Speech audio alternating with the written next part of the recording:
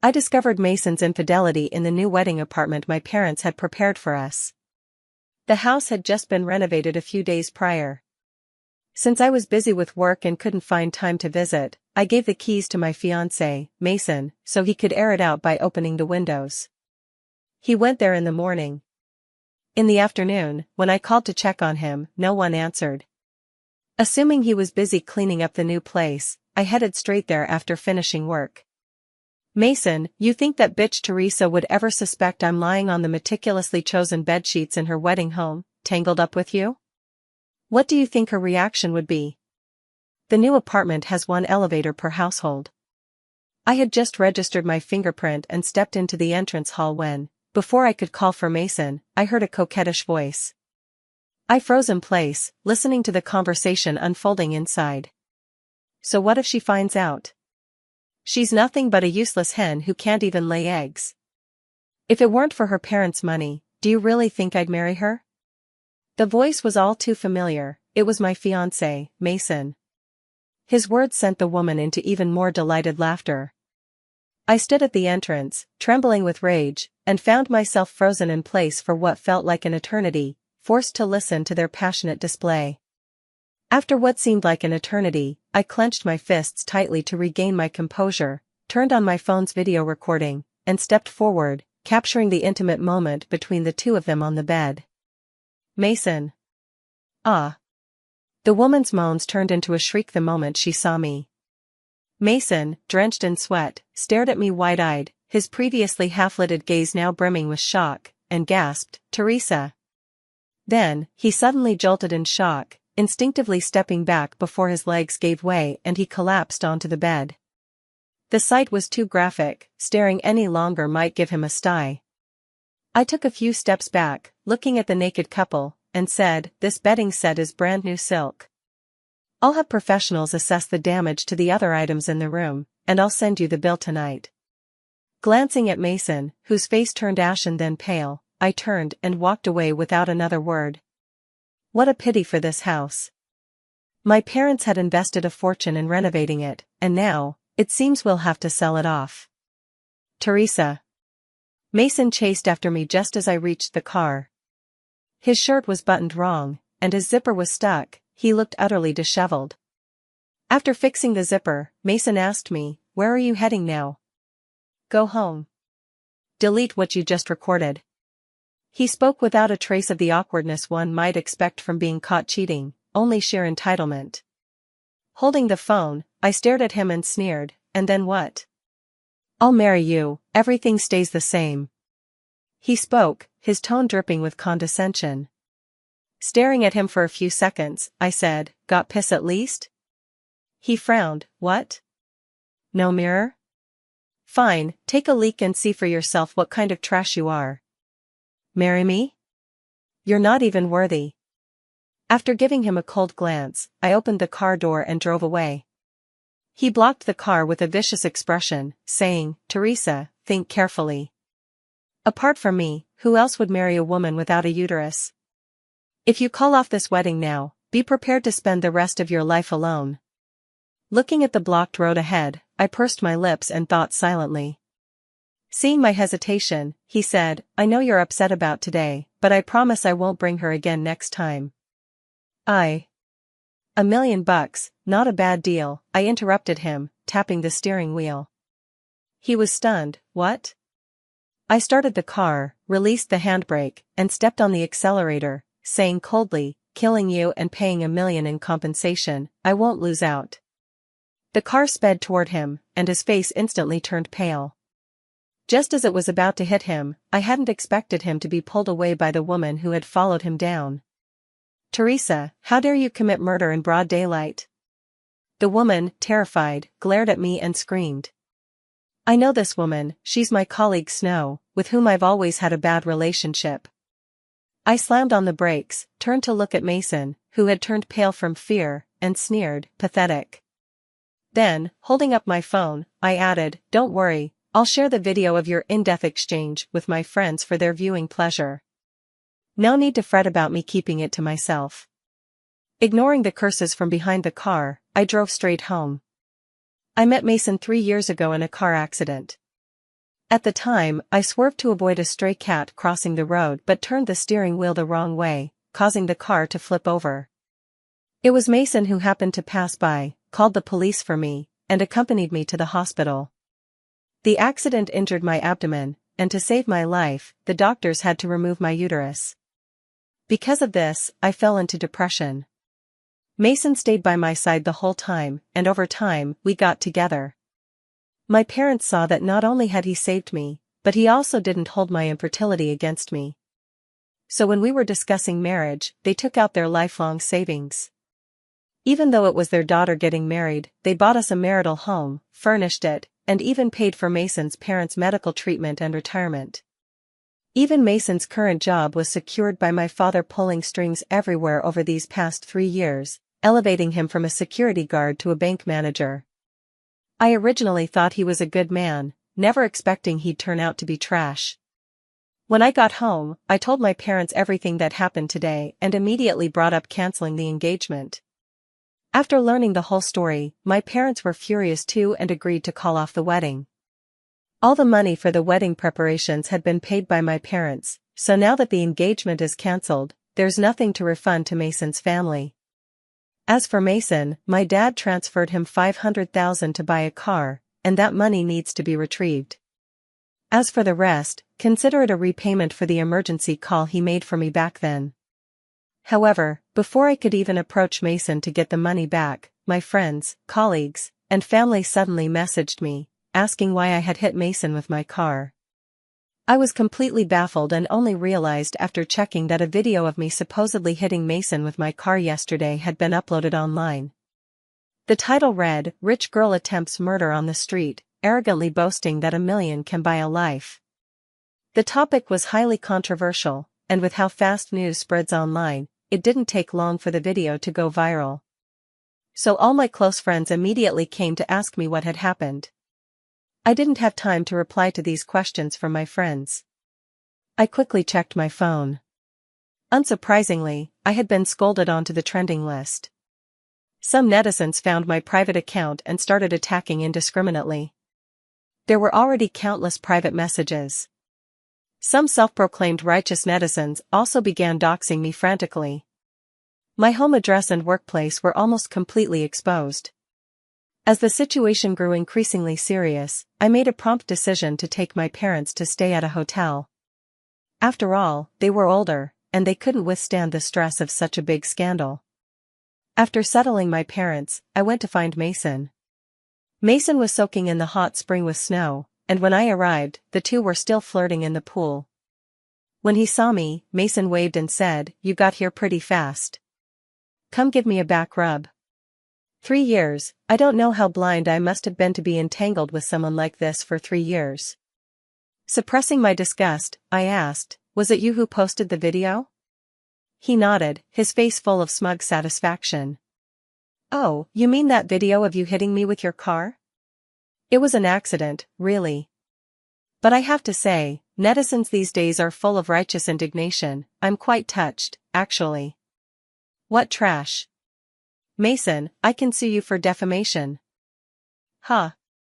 He laughed with a fearless arrogance. "Go ahead and sue, Teresa. The car is yours, the words were yours, it's all crystal clear in the video. Did I defame or slander you?" He shook his head, laughing arrogantly. "No, I didn't. I was just telling the truth." I was so angry at him I could hardly breathe. But there was nothing I could do to him at the moment. He was right about one thing, I really did want to run him over. And yes, I was the one who said I'd pay $1 million to take his life. Looking at him and suppressing the anger in my chest, I said, "Mason, what do you want?" He came ashore, walked up to me, and looked down at me condescendingly. "Nothing much. Even though your reputation is ruined and you're barren, it's fine. I don't mind. Just delete that video of me and Snow, and I'll still marry you." Disgusting beyond words. Suppressing the urge to tear his revolting face to shreds, I glanced at Snow standing smugly behind him. Knowing full well he had ulterior motives, I asked, "Is that all?" He raised his eyebrows. "Snow is pregnant, and she's going to keep the baby." It'll be raised under your name. Huh. I was so furious I laughed. Mason, where do you get the nerve to think I'd agree to such a disgusting request? You could refuse. He took a step closer, bending down to lower his voice. But the video will stay online. I'm sure the resourceful netizens will eventually uncover your workplace, and your parents' address too. Your father's position must have plenty of people eyeing it, right? TSK, at his age, do you think he could handle losing his job because of his daughter? You're despicable. No problem, take your time to consider. We're in no hurry. With that, he turned around, put his arm around Snow, and walked away. I stood there, seething with anger to the point of wanting to kill, yet powerless to do anything. My father is a public official. He's worked diligently for half his life to reach his current position. If at this age he were to end up with his reputation in ruins, I can't even imagine how devastated he would be. That despicable Mason, he was certain I wouldn't gamble with my parents' money. So, he shamelessly brought Snow to disgust me, forcing me to agree to his revolting demands. Standing by the pool, my thoughts were in chaos. I had assumed that breaking off the engagement would free me from that scoundrel, but I had underestimated human nature. The water's shallow, it won't drown you. A low voice sounded from behind. Startled, I turned and unexpectedly met a pair of deep, restrained eyes. The man had striking features, and as I stared at him, his brows slightly furrowed. If you want to end your life, you'll need to find another spot. I quickly shook my head in denial. I wasn't trying to kill myself, I just thinking about how to deal with them? The man interrupted me, his dark eyes calmly watching me. I froze for a moment, then nodded, realizing belatedly, why were you eavesdropping on my conversation? He glanced around and replied indifferently, this is a public place. The implication was that our conversation was disturbing him. At a loss for words, I took a deep breath and turned to leave. I can help you, the man suddenly spoke up. What do you mean? The online videos can be easily dealt with. His voice was calm, betraying no emotion. I don't understand, why? I don't believe in getting free lunches from heaven. He looked at me, his gaze calm as ever, marry me, and I'll clean up the videos online for you. Imagine one day, you encounter a man on the street so handsome he breaks the sky's limit. He suddenly stops you and says he can solve all your current problems, on one condition, you have to marry him. What would you do? No suspense, of course, you'd run without stopping, it's definitely a scam. But I stayed. I also patiently read through all the materials he provided about himself. The man's name is Cashin, a businessman based in City C. Staring at the names of several major companies under his ownership, ones I knew all too well, I widened my eyes and exclaimed, so you really are Cashin, the wealthiest man in City C? He pursed his lips, I do have some assets under my name. Why? I was even more puzzled. There must be hundreds of women lining up to marry you, even abroad. Why me? Besides, you don't even know me. He stared at me intently for a moment, his voice slightly hoarse. You really don't remember me? I was utterly confused, my eyes wide as I kept staring at him. Have we met before? Perhaps feeling uneasy under my gaze, he shook his head. No. I can assure you, I truly don't know him, but he said he could help remove the online videos. Thinking of my parents who are still in the hotel, worried and at a loss. I asked, Cashin, is it really true that if I marry you, you'll help me? He looked at me and didn't answer my question directly. Instead, he asked, are you willing? Just kidding, what reason could I possibly have to say no to a powerful, handsome guy? Cashin, I need to tell you about my situation first. Since this involves marriage, I explained, 3 years ago, I was in a car accident and had my uterus removed. This means I can't have children like a normal woman. Marrying me might not hold any value for you.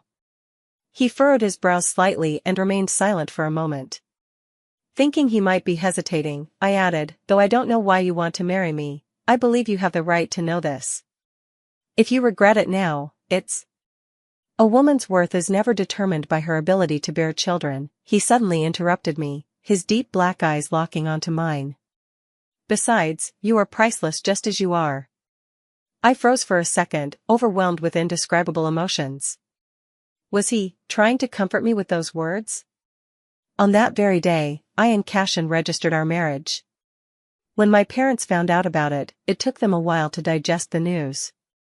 My father, fearing that I might have been deceived, made numerous phone calls to inquire about Cashin's identity.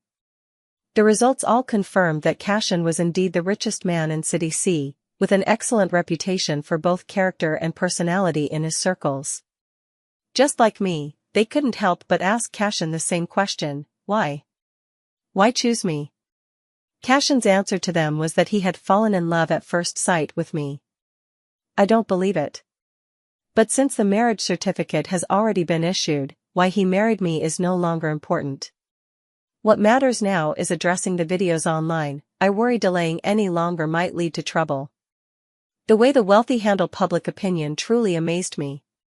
He simply threw money at the issue and pushed up the popularity of other videos online.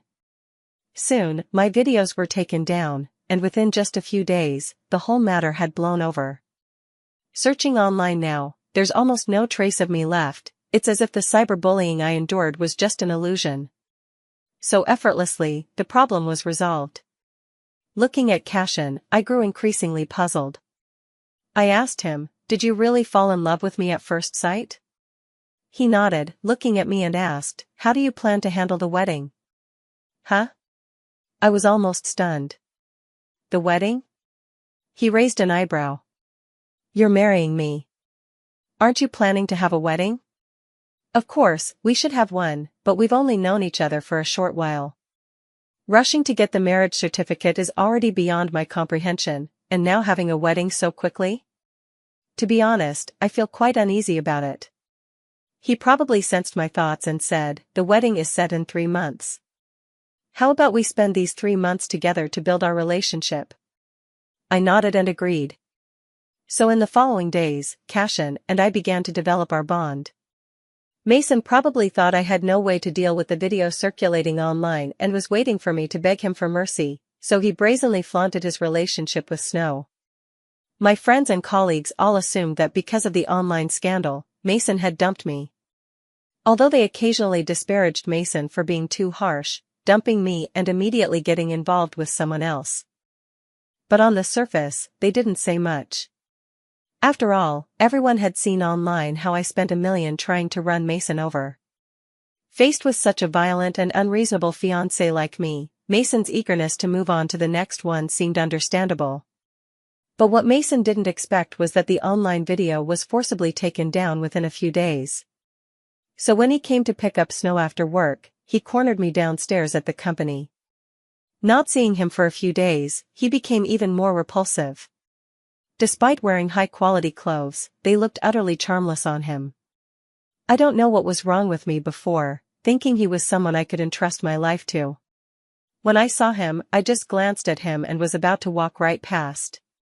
He blocked my way, looking at me with a sneer. "Teresa, I didn't expect you to have some tricks up your sleeve. Did you use your parents' meager retirement savings to suppress the trending topics?" At the mention of money, I stopped in my tracks and turned to him. "Mason, it seems you haven't seen the message I sent you. Since you want to renege on paying back the money, my next step will be to sue you directly." His face stiffened. "Teresa, that $500,000 was given to me by your parents to buy a car." "What? Are you planning to call off the wedding? Marry you?" I laughed as if hearing the most ridiculous joke. "A rotten scumbag through and through. I'd have to be out of my mind to marry you." "You," he glared at me angrily, then seemed to think of something and suddenly sneered. "I see you're just being stubborn. Don't think just because the video was taken down, everything's fine. Teresa, don't forget, your reputation in this circle has long been ruined. And the fact that you can't have children? Let me tell you, everyone around you already knows. Right now, besides me, no one would want you anymore." I looked at him and couldn't help but burst out laughing. "So, you think I should be groveling at your feet now, full of gratitude?" He frowned. Isn't that right? A woman like you, who else would want you? Whether I can get married or not is none of your concern. I said coldly, glancing at him. Mason, I'll give you 3 days to return every penny my father transferred to you without missing a single cent. As for the things you and your woman soiled in my new home, I've already sent you the bill. You'd better compensate at full price. As for the video of you and Snow, I smirked, watching his face turn livid. I'm still thinking about how to ruin the both of you, you despicable pair. Teresa, you're looking for death. Mason, furious and humiliated, raised his hand to hit me, but he didn't get the chance. Cashin, who had come to pick me up from work, intercepted his raised hand. His wrist nearly crushed by Cashin, Mason cried out in pain. If it hadn't been for the fact that they were outside my company, Mason's hand would probably have been ruined. Shoving Mason away, Cashin gave him a cold glare. If I ever see you lay a finger on her again, you'll regret it. Trembling under Cashin's icy gaze, Mason glared at me and demanded, Teresa, who the hell is this? Linking my arm with Cashin's, I looked at Mason and said, let me introduce you, my husband, Cashin. Heh. Mason sneered, looking at Cashin with disdain. Teresa, I thought you had so much backbone to defy me. Turns out you just paid for some pretty boy to stand here waiting for me. He scrutinized Cashin with contempt, jeering, this kind of trash must have cost you a fortune, huh? How much did you spend? Does he even satisfy you? Slap, that slap was aimed straight at Mason's face. I put so much force into it that my palm went numb from the pain. Caught off guard, Mason froze for a moment before erupting in fury. You dare hit me? Teresa, I'll kill you today. His eyes turned bloodshot as he lunged at me. Cashin shielded me behind him, but this time he didn't strike. Instead, 2 black-suited bodyguards swiftly restrained the enraged Mason. Mason, held firmly by the 2 bodyguards, spewed curses in fury. Cashin shot a cold glance at the guards and said darkly, find a secluded spot and clean this up. Once the arrangements were made, he led me to the car. Mason was dragged away by the 2 bodyguards. In the car, I stared at him blankly and cautiously said, Cashin, murder is illegal. Although I also really wish Mason would disappear from this world immediately. He paused, looked down at me, and seemed to even smile at the corner of his mouth. So, are you going to call the police to arrest me now? Ah? I quickly shook my head, no. I wouldn't. Watching the smile at the corner of his mouth widen, I blinked a few times and tentatively asked, how would they deal with him? He didn't reply to me, but instead, a bouquet of cappuccino roses appeared in my arms. I lowered my gaze to the vibrant blooms in my embrace and looked at him blankly. What's this? For my wife, he said, his deep, dark eyes unfathomable, the indulgent smile at his lips impossibly charming. I froze abruptly, staring at him in shock. How could someone make the word wife sound so tender and affectionate? Meeting his dark gaze, my heartbeat quickened unnaturally. Noticing my silence, he asked, don't you like them? No, I really like it. I shook my head and rubbed my flushed cheeks. This man was truly hard not to be moved by. I wasn't sure what flowers you'd like, but the florist said most girls love these. As he spoke, he handed me a small cake. Have this to tide you over. We'll grab dinner later.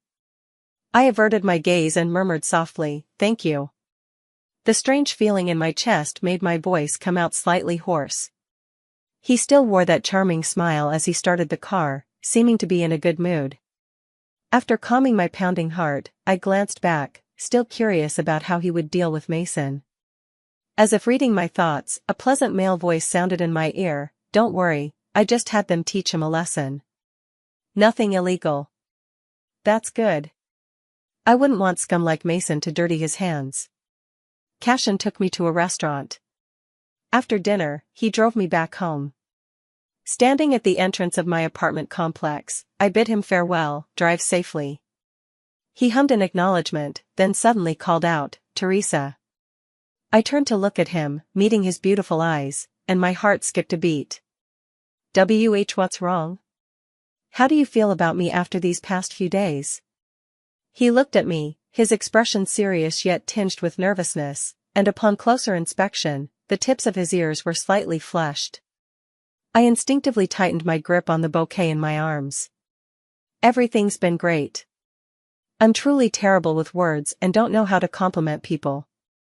He let out a slight sigh of relief and smiled faintly. All right, then I'll keep working hard. Faintly, I felt there was something a bit odd about our conversation, but I couldn't quite put my finger on what it was at the moment. However, this sense of oddness became clear to me when I got home and my parents asked me when I planned to move in with Cashin. What Cashin really wanted to ask might have been. Ding dong. A message came through on my phone. It was from Cashin. Asleep? After hesitating for a moment, I called him directly. He picked up almost instantly, and his pleasant voice came through. Not asleep? Just lying down, I replied, then added after a pause, why did you suddenly ask me that question tonight? What do you think of me as a person?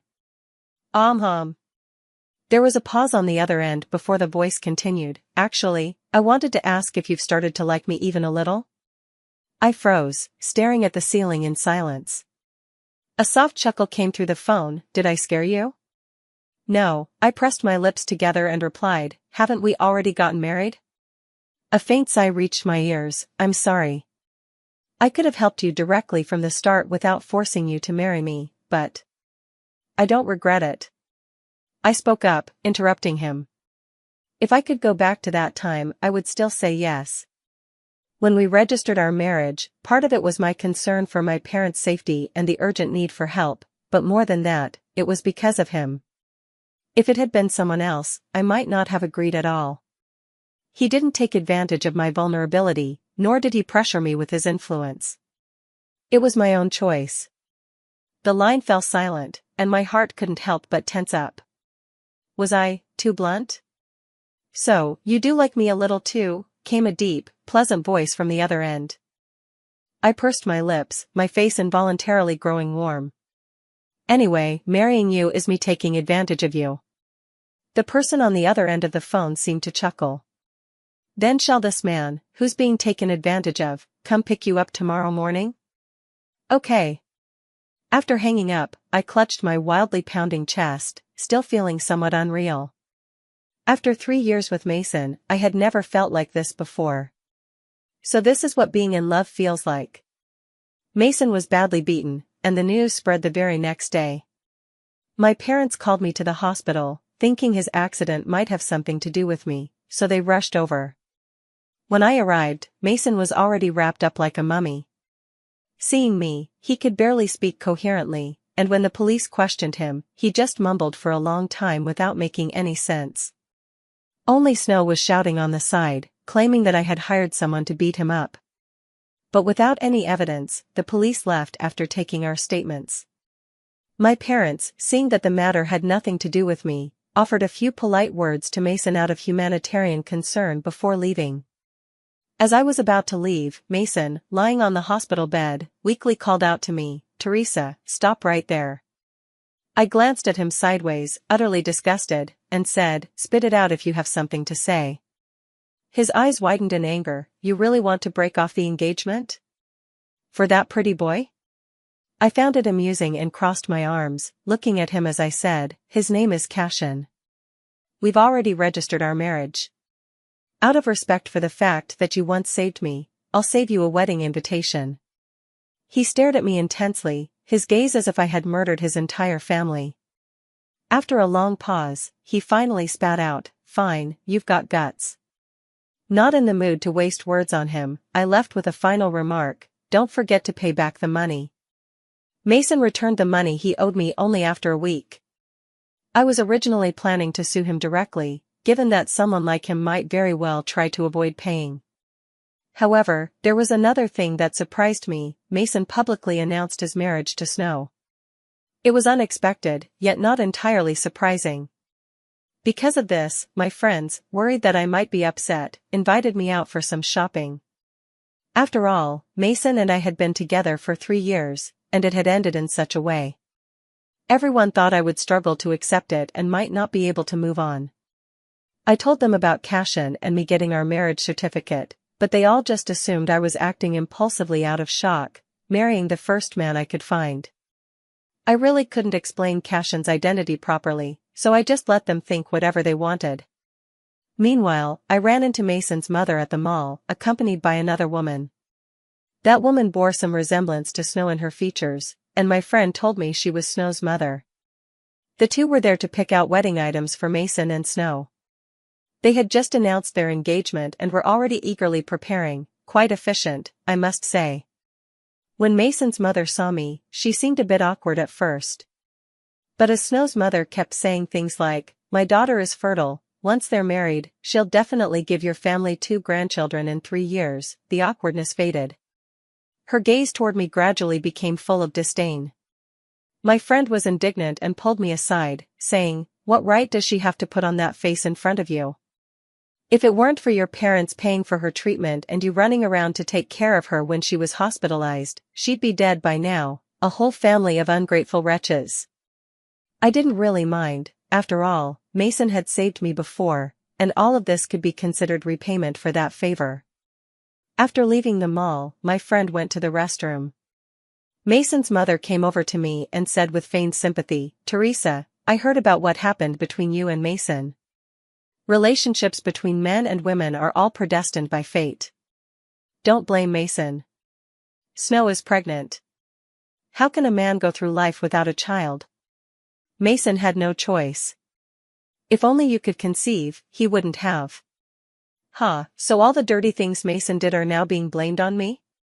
Trash will always be trash, why do they have to pin their rotten behavior on others? My friend came back and scolded Mason's mother, "If your family didn't like Teresa because she can't have children, you shouldn't have gotten involved with her in the first place. Not only did you waste 3 years of her life, but you and your son took, reaping all the benefits. And now you're throwing mud at her, how disgusting can you be?" My friend had a loud voice, and people coming in and out of the mall turned to look. Mason's mother's face turned an angry shade of purple, but she couldn't refute my friend's words right away. In the end, she squeezed out one sentence at me, "Teresa, if you could have children, none of this would have happened. A woman who can't bear kids, aren't you afraid of becoming a laughingstock if word gets out?" Her voice wasn't loud, but it was enough for the people around to hear. Being publicly discussed about my own embarrassment, no matter how strong my tolerance was, it was hard not to feel uncomfortable.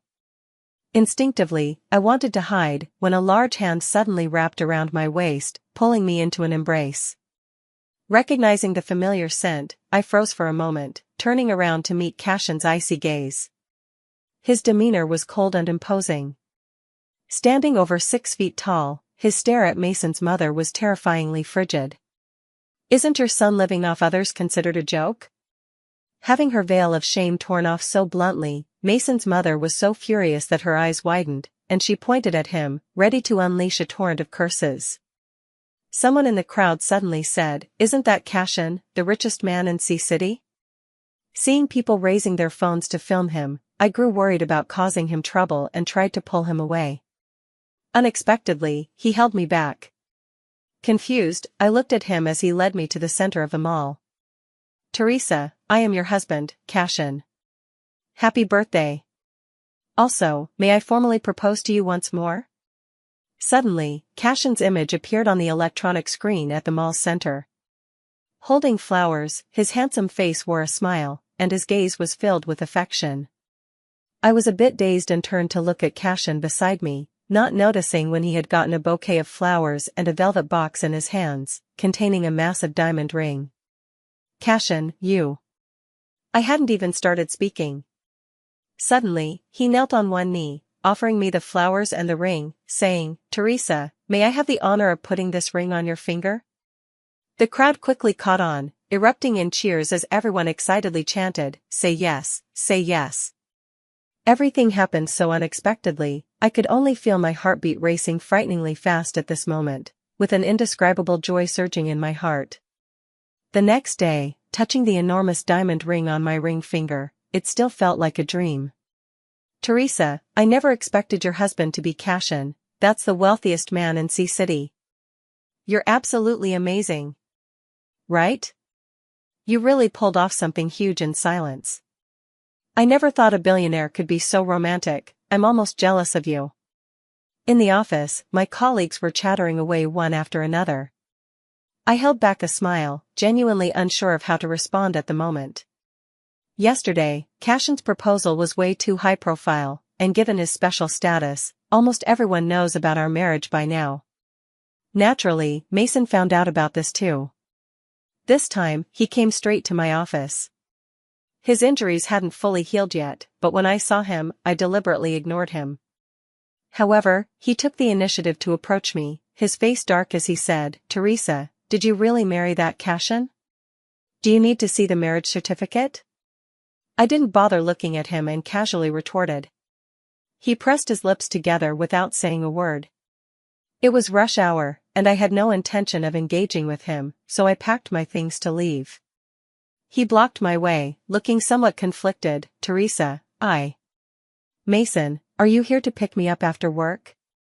Snow stood not far away, holding her bag with a forced smile on her face. Mason glanced at her and said, "Wait for me downstairs first." Instead of leaving, Snow looked at me, then walked over to Mason and intimately linked arms with him. "Mason, I'm feeling a bit unwell. Could you accompany me to the hospital?" she said. Frowning, Mason replied, "Call my mom and have her go with you." As he spoke, he pried Snow's hand off his arm.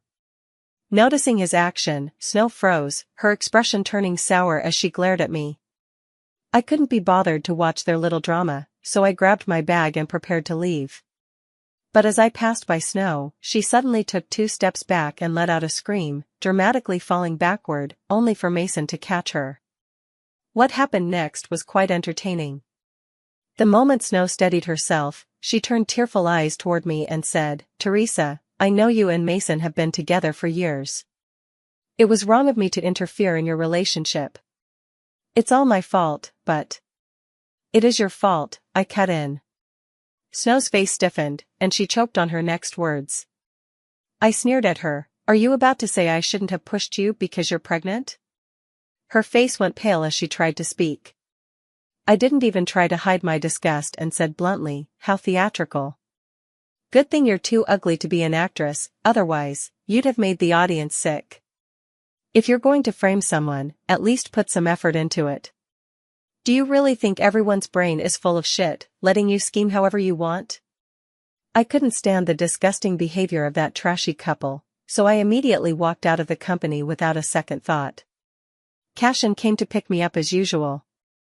He was incredibly handsome, standing there in a custom-tailored black suit at the foot of the office building, drawing frequent glances from passers-by. As I walked out, I saw 2 girls mustering the courage to approach him, seemingly wanting to say hello. "Hubby," I called out, not giving him a chance to react before throwing myself into his arms. Cashin froze for a few seconds before pulling me into his arms with a laugh, asking, "What made you so happy?" "Just watched a terrible show," I said casually while pulling him into the car. He raised an eyebrow and, as usual, handed me the pastries he'd brought before buckling my seatbelt. Out of habit, I asked, "Where are we going later?" "Meeting the parents." Before entering Cashin's home, I had mentally prepared myself. Given Cashin's social status and background, his family structure was bound to be more complex than that of an ordinary family. But now, facing an elderly man and a young person before me, I was a bit taken aback. Cashin's grandfather looked at me kindly and said with a smile, "Teresa, you're slimmer than in the photos. Has Cashin not been taking good care of you?" I quickly shook my head and greeted Grandpa with a smile. "Auntie, my name is Noah. You're even prettier than in the pictures." The child, about 7 or 8 years old, looked at me with bright eyes. Noah is Cashin's nephew, 8 years old this year. Seeing only these 2 in the enormous villa, I was curious but didn't ask too many questions. However, during dinner, I roughly learned about the situation of the Chin family. Cashin's parents passed away early, and his grandfather raised Cashin and his older brother. But 2 years ago, Cashin's older brother and sister-in-law died in a car accident, leaving behind only the young Noah. Now, the Cashin family only has the old man, the young one, and Cashin. After finishing the meal and exchanging pleasantries with the old man, we were ready to leave. Noah followed us out, and the little boy suddenly hugged me, saying, "Auntie, thank you." Thinking he was thanking me for the gifts I brought him, I ruffled his hair and then left with Cashin. In the car, I couldn't help but look at Cashin and say, "I keep feeling like Grandpa and Noah have known me for a long time, and you too. It's like you all are very familiar with me." Cashin glanced at me with a slight smile and said, "You're going to be the lady of this house, so of course you should get familiar with it." I didn't believe him, but I couldn't figure it out at the moment, so I casually brought up Noah. How did Noah get the scar on his arm? When he hugged me earlier, I accidentally touched it. The scar was quite large. "It's from a car accident 2 years ago," Cashin replied, his tone neutral, betraying no emotion. Knowing that his brother and sister-in-law had died in that car crash, I didn't press further, though my heart ached a little more for Noah. Seeing my silence, Cashin looked at me and said, "He depends on you a lot." I smiled lightly. "It's affection, not dependence." Hard to believe you're such a high achiever yet can't even use words properly. I could also sense Noah's affection for me. Ever since I arrived at Cashin's home, he stayed close to me, following me everywhere, utterly endearing. He looked at me, remained silent for a moment, and then said, "Teresa, don't you remember Snow?" I was drawn by a familiar crimson figure in the distance, and upon closer look, I realized it was Snow, making me gasp in surprise. Cashin followed my gaze and drove the car a bit closer. Confirming it was indeed Snow, I saw her walking out of the resort hotel arm in arm with a man, their body language unmistakably intimate. The man escorted Snow to her car and, before she got in, leaned down to kiss her on the lips, then closed the door for her. The man accompanying Snow wasn't Mason. Had they just checked out of a room? Very curious? Cashin's voice came by my ear. I quickly averted my gaze, giving him an awkward smile. "Just grabbing some popcorn." Kidding me? My ex's current partner cheating? That's the juiciest gossip ever. With my natural nose for drama, it's hard not to get excited. That man is the president of Minching Bank. Huh? I widened my eyes, staring at Cashin. "You know him?" He raised an eyebrow. "We've crossed paths before, not familiar." "Wait, isn't Minching Bank the very place Mason is working at now?" "This is, boss and fiancé, scandalous." "Teresa, are you happy?" Seeing me pursing my lips to suppress a laugh, Cashin moved his handsome face closer, his dark eyes fixed intently on me. Schadenfreude isn't something to openly admit, so I shook my head. "No, just suddenly thought of a joke." As for running into Snow, while I was curious, I didn't dig too deep into it. After all, now that Cashin and I are officially married, and Mason is preparing to wed her. As long as they don't provoke me, I naturally won't go looking for trouble. Regarding those videos I took, even though I said I wanted revenge, in the end Mason did save my life once. I'm not like him, I can't bring myself to ruin his reputation completely, not to mention those could be considered obscene materials, and mishandling them might land me in legal trouble. However, Mason clearly doesn't see it that way. He seems determined to get under my skin. Almost every day, he would come to pick up Snow from work.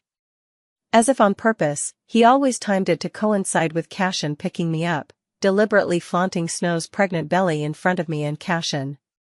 Despite her flat stomach, Snow would always act as if she were on the verge of giving birth whenever she was around us. Time and again, she would look at me with pity in her eyes and say, "Teresa, I really envy you for not having to bear children. I just got pregnant, and already I'm either suffering from morning sickness or craving food." Thankfully, Mason spoils me, he gives me whatever I want.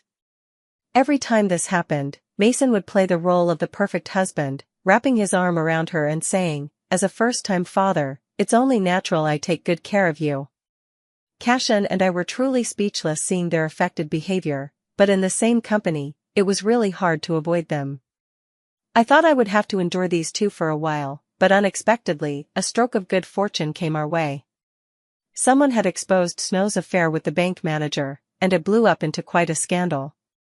The manager's wife came to the office and gave Snow a beating.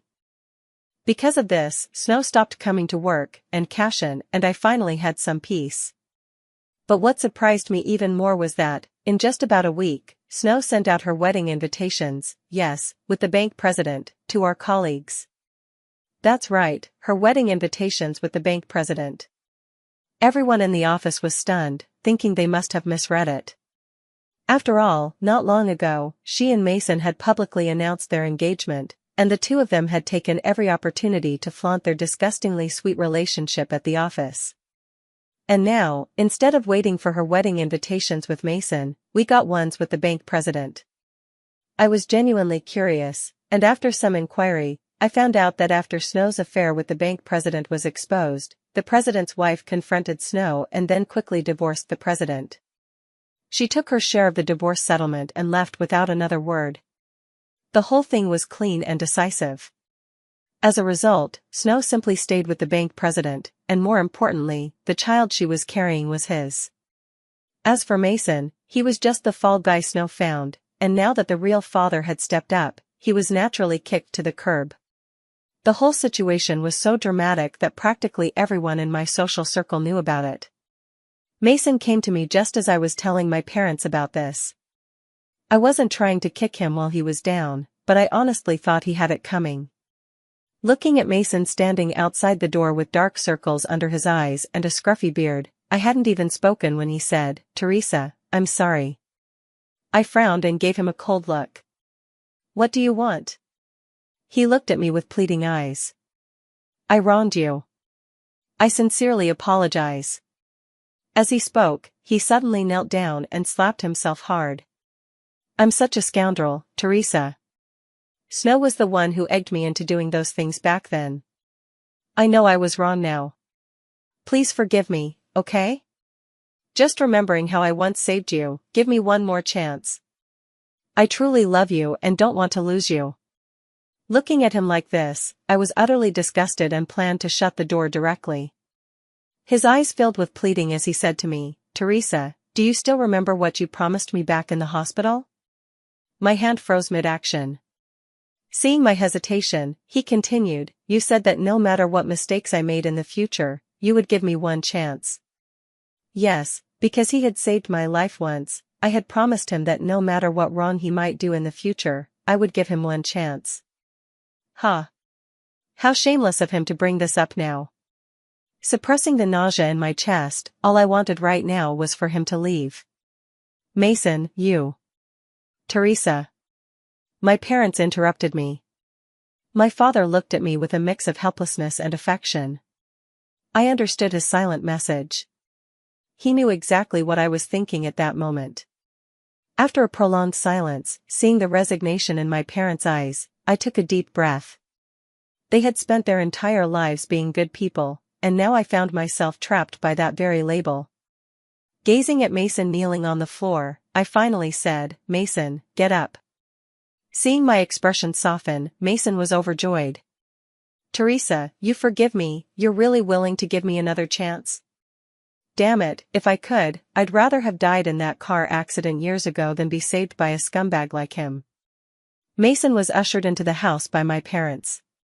Suppressing my fury, I really didn't want to lay eyes on him again. Just as I was slamming the door angrily, I suddenly caught sight of a tall figure standing on the stairway. "Cashin." I startled, nearly blurting out, "How long have you been here?" He looked at me with deep, somber eyes, and after a long pause, finally spoke, "Did I come at a bad time?" I meant to shake my head, but thoughts of Mason, who had been taken in by my parents, made me hesitate. I'll go back first and wait for your answer," he said, his tone revealing neither joy nor anger. Watching him turn to leave, my heart clenched. "Cashin." He stood with his back to me, silent, as if waiting for me to speak first. Calling him in now would make my parents hesitant, they definitely wouldn't be able to explain things clearly to Mason. Besides, I feel the same way, no matter what, this time I have to sever this debt of gratitude with Mason. Bringing Cashin into it wouldn't be appropriate. Taking a deep breath, I said, "I'll handle it as soon as possible, it won't take long. Go ahead with your work." I'll head back first. He cut me off, barely giving me a chance to speak further before hastily leaving. Watching his retreating figure, for some reason, I sensed a hint of desolation in it. Without dwelling on it further, I went back inside. My parents frowned at Mason, their faces filled with annoyance. When they saw me enter, they all turned to me as if waiting to see what I would say to Mason. "Teresa, I promise I'll treat you better from now on, love you properly, I swear." "Mason," I interrupted his pretentious words, "I never loved you. Not from the start, not even a moment of fondness for you." He stared at me blankly, his face full of confusion. "Haven't we been together for 3 years? Do you really not understand why I've been with you these 3 years?" I retorted, my heart utterly calm. "I repaid your life-saving kindness with 3 years. During this time, my parents never refused any of your requests, whether it was your job, your life, or even your parents. My family spared no effort to help you. I was even ready to dedicate my entire life to repay this debt." Taking a deep breath, I continued, "But perhaps fate still had mercy on me, letting me see your true nature before marrying you, allowing me to cut my losses in time." Mason's face turned deathly pale. "Teresa, what do you mean by this?" Looking at his utterly ordinary face, I said, "What I mean is, the debt of gratitude I owed you, my family and I have long since repaid it over these 3 years. If it weren't for my family exhausting all our resources, seeking doctors everywhere, covering expenses, and dedicating ourselves to caring for your mother, do you really think she'd still be standing in front of you, given your own capabilities? And your job, with your education and background, do you honestly believe you'd have become a bank manager in this lifetime? Mason, a person should know when to quit while they're ahead. You can keep trying to leverage this so-called favor against me, but of course, I wouldn't mind giving you a taste of how it feels to have nothing left." "Teresa." My parents tried to interject. I glanced at them sideways and said, "Mom, Dad, I understand your concerns. But I've already backed down enough. If Cashin hadn't appeared back then, do you really think that video would have been so easy to handle? The consequences would have been something our family could never have survived. Mason never intended to leave us any way out to begin with. If Cashin hadn't stepped in back then, what Mason wanted was for me to grovel and beg him. In the end, my parents and I would have been exploited for the rest of our lives. He wanted the wealth and connections my parents left me, just to prop up his own life. Once he's finished using us, he'll kick us aside, and we won't even know how we died. There are countless cases of gold-digging men preying on wealthy families in this world, let alone scum like Mason. Teresa, how could you think of me like that? Looking at Mason's hypocritical face, I felt utterly disgusted and cut him off bluntly. Stop pretending, it's disgusting, Mason. I've made myself clear enough. If you keep pushing, don't blame me for being ruthless. He fell silent, his mask of hypocrisy ripped away, revealing a twisted ugliness. After a long pause, his expression darkened. Without another word, he turned and walked away in silence. Teresa, he left like this, will there be? Mother voiced her concerns with some worry. I shook my head, it's fine. A petty man who only cares about profit can't stir up any trouble. After sending Mason away, I chatted with my parents for a long time. By the time I remembered to message Cashin, it was already midnight, and thinking it might disturb his rest, I decided against it. The next day was the weekend, and originally, I had planned to go try on wedding dresses with Cashin. But when I woke up in the morning, I felt dizzy and exhausted. My mother came into my room when she noticed I hadn't gotten up and realized I had a fever. She gave me some medicine, and in my daze, I sent Cashin a message saying we'd try on the wedding dresses another day before I drifted off into a hazy sleep.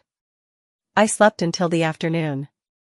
When I woke up, my throat was still very sore. Voices echoed in the living room. Thinking it was Cashin coming to visit me, I put on my coat and went out. Seeing Noah sitting in the living room, he was sitting very properly on the sofa chatting with my parents, making the two elders extremely happy.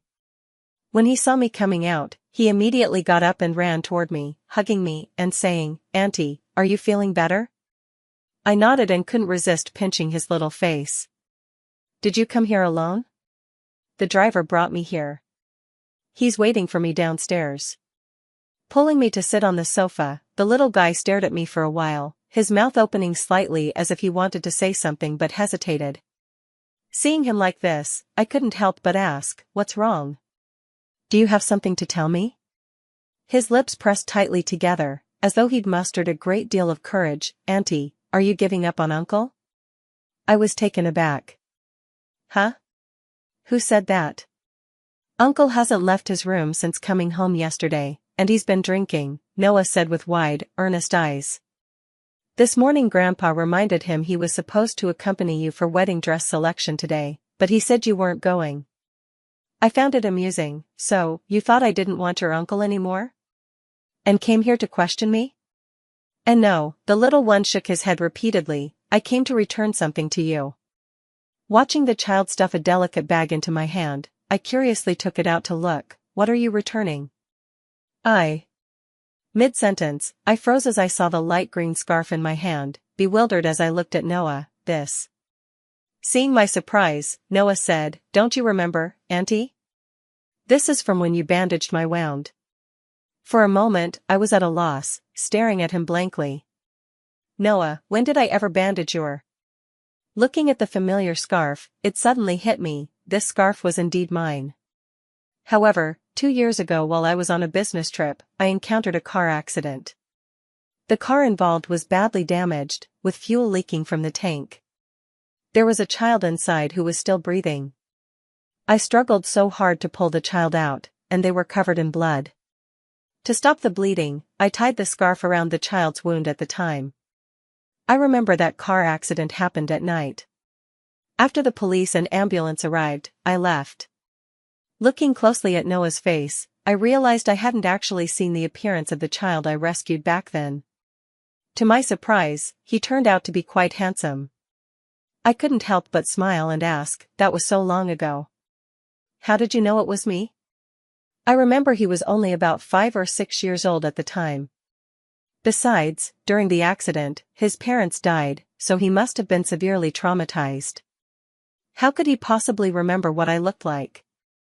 Holding my hand, Noah said with utmost seriousness, "The scent. I remember your scent, the same as the one on the scarf. And my uncle, he saw you." "Cashin?" I was stunned and couldn't help but pull him aside to sit down, asking seriously, "You mean your uncle saw me back then?"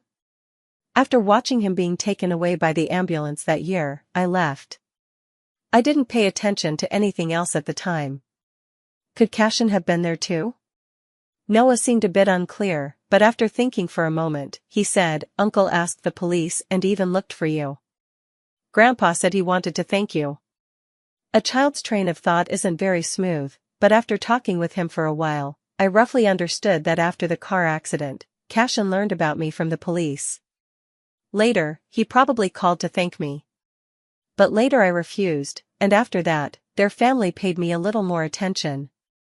Come to think of it, indeed, someone did call me afterward to express their gratitude, but I felt it was just a small favor, anyone would have helped in that situation, so I declined outright. Later, I completely forgot about the matter. Now that I think back, it feels almost surreal. Recalling the time I met Cashin at the Hot Spring Hotel, I suddenly froze. Could that also be the reason Cashin helped me back then? I looked at Noah and asked, "Noah, is your uncle home now?"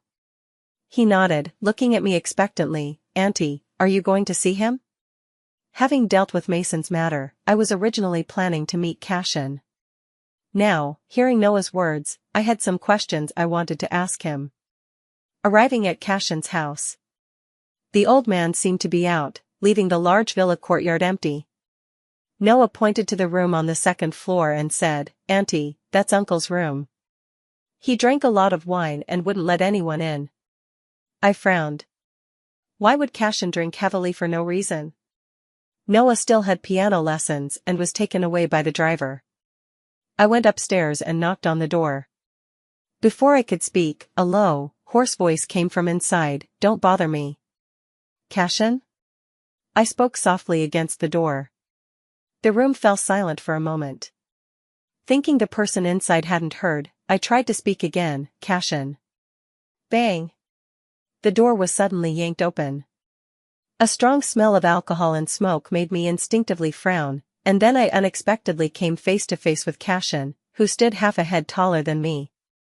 Looking at the man before me, his face flushed, eyes bloodshot, and hair disheveled, I almost thought I had the wrong person.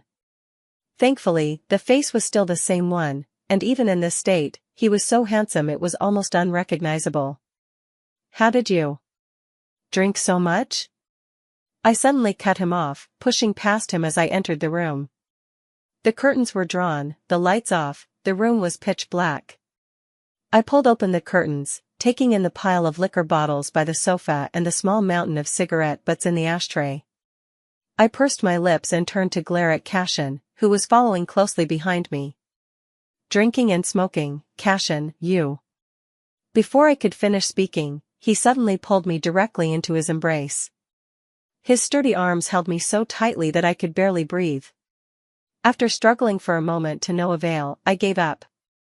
After letting him hold me for a while, I finally drew a deep breath and said, Cashin, if you keep holding me like this, I'm going to suffocate in your arms.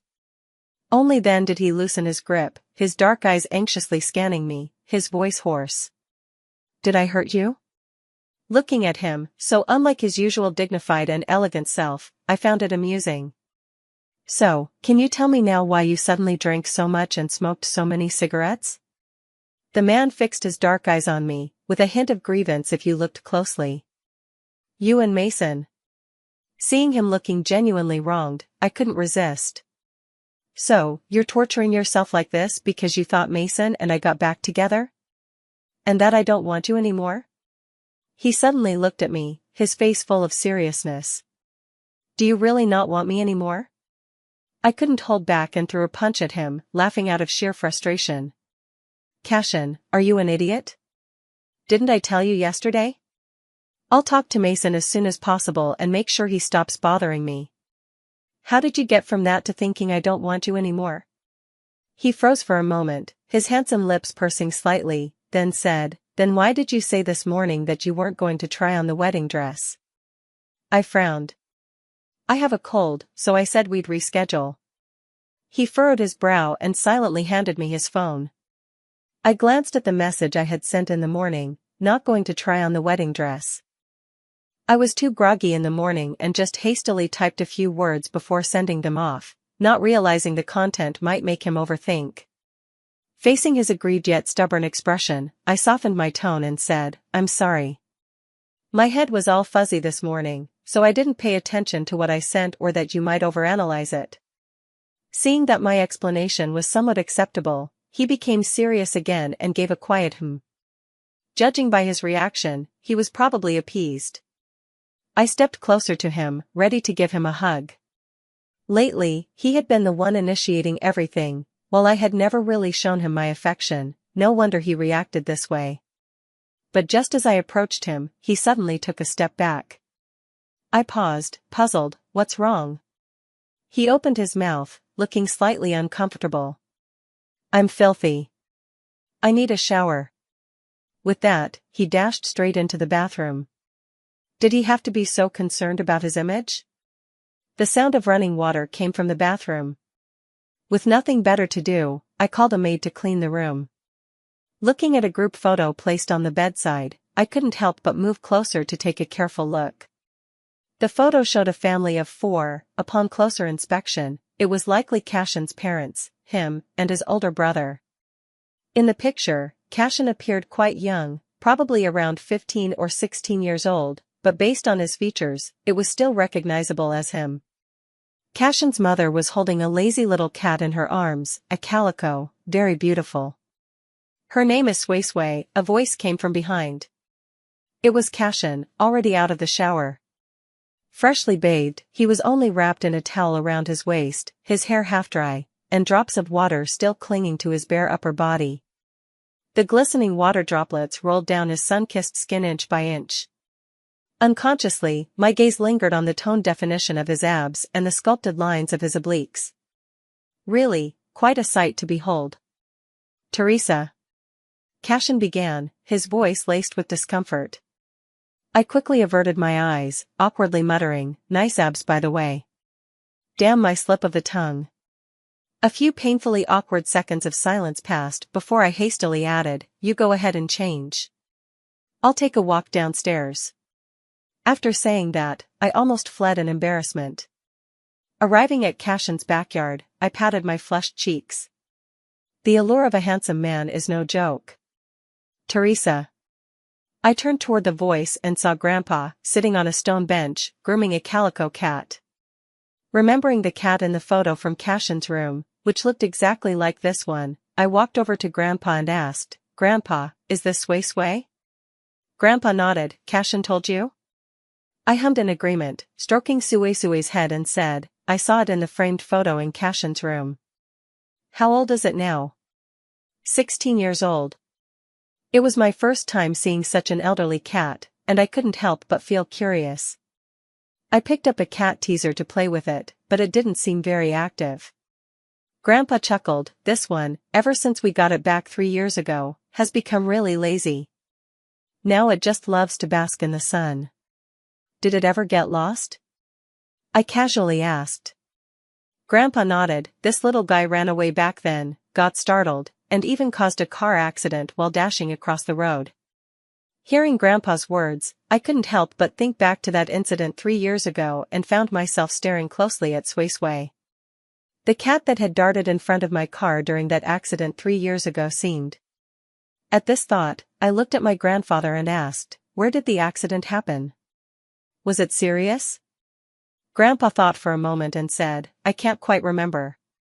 When Cashin went over there, the girl in the car was badly injured and unconscious. Cashin pulled her out of the car and arranged for her to be taken to the hospital.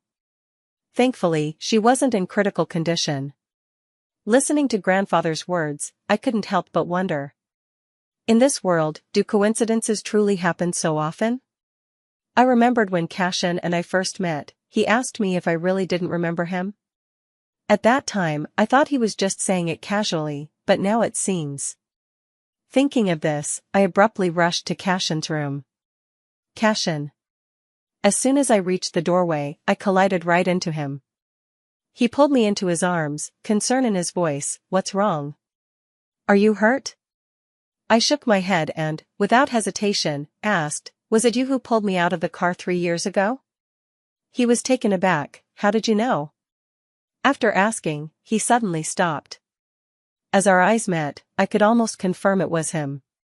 So, back then, that bastard Mason had outright lied to me. It wasn't him who rescued me from the car. No wonder after the incident, he kept being vague, saying he had stayed with me after calling the ambulance, never mentioning how he got me out of the car. Turns out, it wasn't him at all. Looking up at Cashin, I grumbled, "So, you recognized me back at the Hot Spring Hotel?" Seeing that I had mostly figured it out, he pulled me into the room and told me everything. 3 years ago, after he rescued me from the car, the ambulance arrived. Seeing I was taken away by the ambulance, he went to find Sway Sway. Later, he came to the hospital to look for me, but he only met Mason. Because Mason had always been by my side, he thought Mason was my boyfriend, so he gave him some money, saying it was to apologize on behalf of Sway Sway. Until 2 years ago, when I unintentionally saved Noah, he was essentially meeting me for the second time. After that, he reached out to me a few times, but I turned down all his attempts to express gratitude. Over the past 2 years, he had noticed me, intentionally or not. But since I was always preoccupied with Mason, even if someone like him had appeared around me, I probably wouldn't have remembered.